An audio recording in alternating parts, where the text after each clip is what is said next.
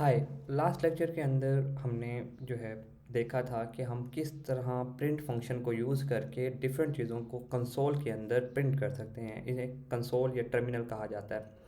और हमने ये भी देखा था कि हम अगर दो या तीन लाइंस लिखते हैं तो पहली जो लाइन आपने लिखी होगी वो पहले रन होगी और जो दूसरी लाइन आपने लिखी होगी वो सेकंड पे रन होगी। इसी तरह प्रोग्राम जो है आपका चलता है। प्रोग्राम बेसिकली या सॉफ्टवेयर जो होता है वो इसी तरह जो इंस्ट्रक्शंस होती हैं उनका एक कलेक्शन होती है कि मतलब पहले आपने इंस्ट्रक्शन दी कंप्यूटर को तो उसने क्या करना है, सेकंड इंस्ट्रक्शन दी क्या करना है, थर्ड दी क्या करना है। आपको कोई भी कॉम्प्लेक्स सॉफ्टवेयर हो उसमें सब कुछ यही होता है कि आपने जो है प्रोग्राम में लिखा हुआ होता है स्टेप बाय स्टेप के कंप्यूटर ने करना क्या है, आपने कंप्यूटर को बताया हुआ होता है।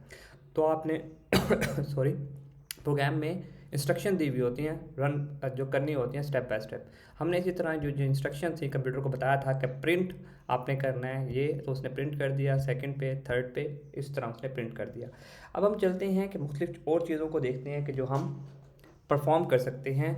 अच्छा, हमने लास्ट टाइम ये भी देखा था कि डबल कोटेशन के अंदर कोई चीज़ भी लिखी जाए वो स्ट्रिंग कहलाती है। चाहे वो डबल में हो या चाहे वो सिंगल कोटेशन में हो, दोनों जो हैं वो स्ट्रिंग कहलाती हैं। और जो प्रिंट फंक्शन होता है उसे रिक्वायर्ड होता है स्ट्रिंग, तो इसलिए हमने यहाँ इसे स्ट्रिंग दिया हुआ है। तो हम स्ट्रिंग के ऊपर, स्ट्रिंग हमने कहा कि एक डाटा टाइप है। डाटा टाइप मीन के किस किस्म का डाटा है। देखें, आप नॉर्मल लाइफ के अंदर कोई ऑपरेशन कर रहे होते हैं, आप फर्ज करें ऑडियो चला रहे होते हैं तो आप ऑडियो को कहते हैं डाटा है, ठीक है। इमेज है आपकी डाटा है। तो मुख्तलिफ डाटा के ऊपर मुख्तलिफ किस्म के जो ऑपरेशंस हैं आप कर सकते हैं। जैसे आप इमेज है उसको क्रॉप कर सकते हैं, ठीक है। इसी तरह आप वीडियो है तो उसको आप क्रॉप कर सकते हैं, उसके ऊपर सर्टेन ऑपरेशन परफॉर्म कर सकते हैं, वीडियो में से ऑडियो को एक्सट्रैक्ट कर सकते हैं। इसी तरह आप जो है स्पेसिफिक डाटा के ऊपर स्पेसिफिक ऑपरेशन परफॉर्म कर सकते हैं। तो अगर फ़र्ज़ करो आपके पास एक इमेज है, इमेज में से तो आप वीडियो को एक्सट्रैक्ट नहीं कर सकते ना, वो एक सेंस ही नहीं बनती ना आप कर सकते हैं। इस तरह आपके ऊपर सर्टेन डाटा के ऊपर सर्टेन डाटा टाइप के ऑपरेशन जो है हम कर सकते हैं। हम ज़रा देखते हैं कि अगर हमारे पास, अब मैं यहाँ ना क्या करता हूँ, नॉर्मली मैं इस चीज़ को अभी डिलीट कर देता हूँ और हम इसके ऊपर करते हैं डे वन पाइथन। अब मैं ये चाहता हूँ कि डे वन जो है वो एक लाइन पे है, पाइथन जो है वो दूसरी लाइन पे है। अब मैं ऐसा कर सकता हूँ कि इसको यहाँ से कट कर लूँ और एक और प्रिंट स्टेटमेंट के अंदर जो है ये वाला जो हमने लिखा है वो परफॉर्म कर दूँ, ठीक है। अगर हम यहाँ आते हैं, इसको मैं यहाँ से कट कर लूँ। कट करने के लिए आपके पास जो है वो विंडोज़ के ऊपर कंट्रोल और एक्स होगी और मैक के ऊपर कमांड एक्स होगी, कमांड। इसी तरह हम लिखते हैं प्रिंट, और प्रिंट लिखने के बाद सिंगल या डबल कोट के अंदर हम ये लिख देते हैं। अब अगर हम रन करते हैं तो पहली लाइन के ऊपर डे आएगा और सेकंड लाइन के ऊपर वन पाइथन प्रिंट फंक्शन आएगा। लेकिन अगर हम चाहते हैं कि हम एक ही चीज़ के ऊपर जो है हम एक ही प्रिंट स्टेटमेंट के अंदर इन्हें सेकंड लाइन पे लेके आएँ, और अगर आप ऐसा करने की कोशिश करते हैं कि इसे एंटर करके नीचे ले आते हैं तो एरर दे देगा। एरर क्यों दे देगा कि पाइथन के अंदर अलाउ नहीं है कि आप इस तरह की स्पेसेस या अलाउ कर सकें स्ट्रिंग में।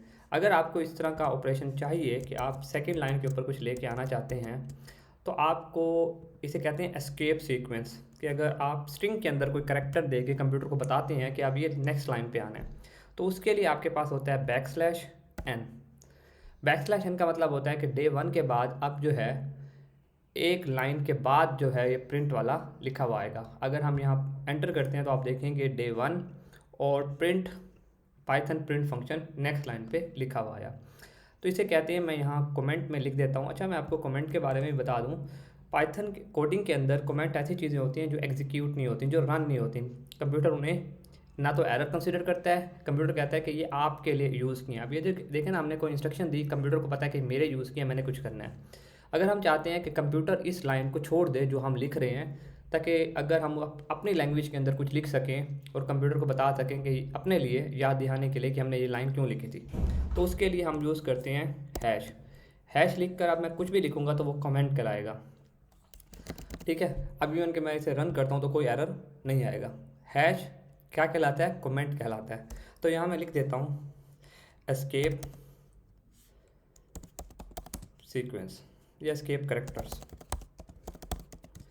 ताकि आपको याद रहे कि ये लाइन किस लिए थी। अब हमने ये एस्केप करेक्टर लिख कर ये चीज़ लिख दी, और मैं इस लाइन को भी फ़िलहाल क्या करता हूँ, कमेंट कर देता हूँ। कमेंट करने के लिए क्या होता है कि मैं इससे पहले, इस लाइन से पहले डाल दूँ का कंप्यूटर इसे ना कंसिडर कर। मैं इसे डिलीट भी नहीं करना चाहता था और मैं इसे रन भी नहीं करना चाहता था, तो इस वजह से मैंने इस लाइन को कमेंट कर दिया। अब कंप्यूटर इसे इग्नोर कर देगा, इसको कंसिडर नहीं करेगा। अब आते हैं हम एक दूसरा ऑपरेशन जो हम स्ट्रिंग के ऊपर परफॉर्म कर सकते हैं, this is called string concatenation. तो मैं कमेंट करके लिखता हूँ स्ट्रिंग कॉनकैटिनेशन। ये क्या होता है, ये दो स्ट्रिंग्स को आपस में मिला देता है। फर्स्ट करें, आपके पास एक स्ट्रिंग है प्रिंट और आपने उस प्रिंट में लिखा आई लव, अब स्पेस आपने कुछ नहीं लिखा। अब आप कहते हैं कि दूसरे स्ट्रिंग के अंदर एक दूसरी स्ट्रिंग आप बनाते हैं और उसके अंदर लिख देते हैं पाकिस्तान। तो आप यहाँ लिखते हैं डबल स्ट्रिंग और लिख देते हैं पाकिस्तान या कोई भी कंट्री का नाम जो आपने लिखना हो। आपने लिखा आई लव पाकिस्तान। अब अगर आप इसे रन करते हैं तो ये एरर देगा, बस इसने दे लिया, कंसीडर ले लिया। अच्छा, पाइथन जो है नॉर्मली दो स्ट्रिंग्स को कंसीडर ले लेता है, लेकिन ये देखें अभी दोनों अलग अलग आ रही हैं, आई लव पाकिस्तान। अगर आप इसे कंकैटिनेट करना चाह रहे हैं, इसे मिलाना चाह रहे हैं आपस में, तो आप क्या लिख सकते हैं प्लस। अब क्या हो जाएगा, ये एक ही स्ट्रिंग कंसीडर होगी। नॉर्मली क्या हो रहा है कि ये एक अलग स्ट्रिंग कंसीडर हो रही है और ये स्ट्रिंग जो है एक अलग स्ट्रिंग कंसीडर हो रही है। अब आप जब मिलाओगे तो ये एक ही स्ट्रिंग कंसीडर होके आएगी।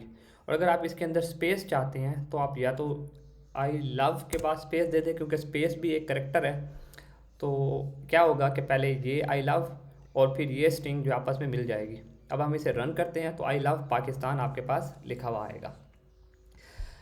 अब इसमें आप एक ये काम भी कर सकते हैं कि आप यहाँ नहीं एक और स्ट्रिंग बनाएं, एम्प्टी स्ट्रिंग, और उसके अंदर स्पेस दे दें और इनको आपस में मिला दें। अब क्या होगा कि पहले आई लव और फिर ये स्पेस आपस में जुड़ेगी और उसके साथ फिर जो है पाकिस्तान आपस में जुड़ जाएगा। अब मैं रन करता हूँ तो ये आई लव पाकिस्तान आपके पास मिला हुआ नज़र आया। इसे कहते हैं स्ट्रिंग कॉनकैटिनेशन। आप इस तरह के मुख्तलिफ स्ट्रिंग कॉनकैटिनेशंस के ऑपरेशन जो है परफॉर्म कर सकते हैं। ठीक है, हमने लास्ट टाइम ये भी देखा था, ये भी मैं आपको बता देता हूँ अगर आपने मिस कर दिया, कि आप पाइथन के अंदर स्पेस नहीं दे सकते। अगर आप स्पेस देंगे, कोई लाइन लिखेंगे स्पेस देकर के, वो एरर दे देगा। इसे कहते हैं, अगर हम इसे रन करते हैं तो बताएगा इंडेंटेशन एरर है ये। इंडेंट मतलब आपने एक्स्ट्रा स्पेस दे दी, पाइथन इसे अलाउ नहीं करता, क्योंकि पाइथन इस आपने देखा, आप आगे देखेंगे जब हम इफ एल्स या फॉर लूप की तरफ जाएंगे, कॉम्प्लेक्स स्टेटमेंट्स हैं, उसमें इस स्पेस का अपना एक मीनिंग है, क्योंकि प्रोग्रामिंग में इस चीज़ का अपना एक मीनिंग है और अगर आप इसे बगैर मीनिंग के इस्तेमाल करेंगे तो वो एरर दे देगा। तो हम नॉर्मली स्ट्रिंग कॉनकैटिनेशंस के केस में या किसी भी ऑपरेशन के केस में एक्स्ट्रा स्पेस नहीं दे सकते, पाइथन एक्स्ट्रा स्पेस अलाउ नहीं करता।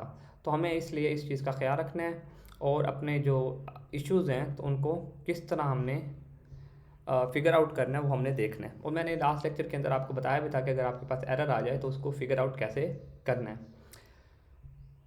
नेक्स्ट जो है, हम चलते हैं कुछ और चीज़ों की तरफ और हम देखते हैं अगर हमने यूज़र से कोई वैल्यू लेनी हो। नॉर्मल हमने देखा कि हम जब इस प्रोग्राम को रन करते हैं तो आपने देखा होगा कि आपके पास आई लव पाकिस्तान आया, उसके बाद आपका प्रोग्राम ख़त्म हो गया, एंड हो गया, प्रोग्राम रुक गया।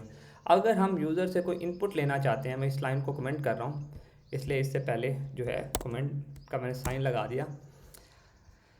नेक्स्ट आते हैं हम, अब अगर मैंने यूज़र से कोई वैल्यू लेनी है, क्योंकि एक्चुअल तो प्रोग्राम आपका तभी चलेगा कि अगर आप यूज़र से कोई वैल्यू लें और उस वैल्यू की बेस के ऊपर कोई ऑपरेशन परफॉर्म करें। अगर आपने यूज़र से वैल्यू लेनी हो तो उसके लिए हम जो है एक फंक्शन यूज़ करते हैं जिसे कहते हैं input function.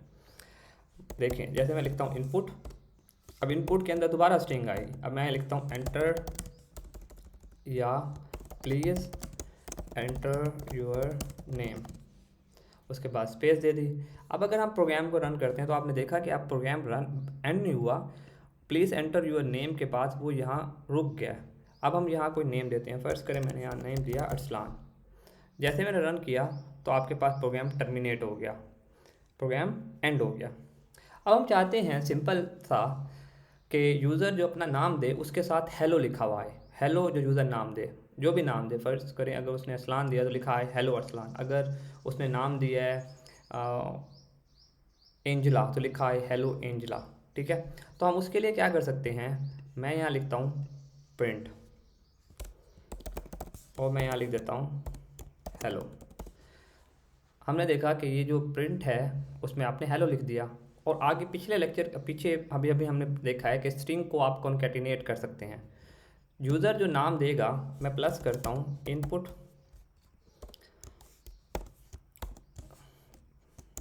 Please enter your name.